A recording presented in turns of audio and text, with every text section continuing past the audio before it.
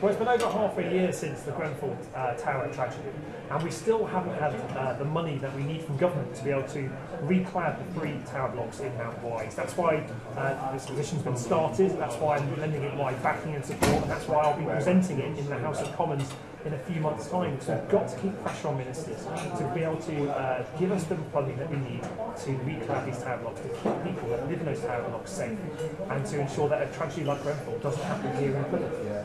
What have residents kind of been saying to you since the fallout of the Grenfell Tower tragedy?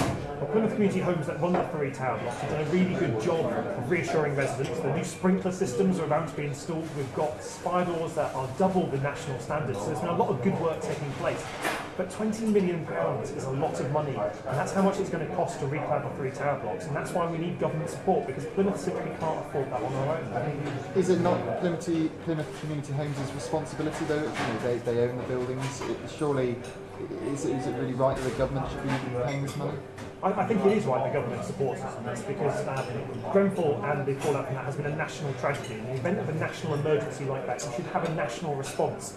Plymouth simply can't afford the £20 million to reclad those 3 tower blocks, and so we need government help to do that. That's what the Prime Minister said, that's what ministers have said before the House of Commons, that they'll support communities that can't afford to reclad the tower blocks on their own. So we're asking for that support, and we're going to get local people to join that call, so we keep the pressure on ministers to deliver the money that we need.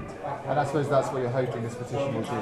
Keep it in the spotlight, keep the pressure on. Absolutely. The longer it goes from the point of the Grenfell Tower tragedy, the harder it will be to get the money out of ministers. And that's why we need local people to add their voice to this call, so we get the support that we need here in Devonport, because communities like this one in Mount Wise will be left behind if ministers don't reach into their pockets, and that simply is unacceptable. So that's why we're keeping the pressure on.